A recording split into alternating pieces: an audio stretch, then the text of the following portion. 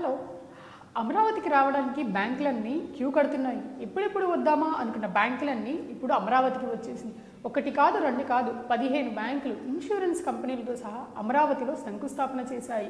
అయితే ఇప్పుడిప్పుడు అనుకున్న బ్యాంకులన్నీ ఇప్పుడు రావడంతో 1300 crores బ్యాంకులన్నీ వాళ్ళ హెడ్ క్వార్టర్స్ అమరావతిలో స్టార్ట్ చేస్తున్నారు. అయితే ఇవే కాకుండా అమరావతిలో పనులన్నీ వేగవంతంగా స్టార్ట్ అయ్యింది. మరోవైపు 5 స్టార్ హోటల్స్ శంకుస్థాపన చేస్తున్నారు. ఇంకోవైపు ఐకానిక్ టవర్స్ పనులన్నీ జరుగుతున్నాయి.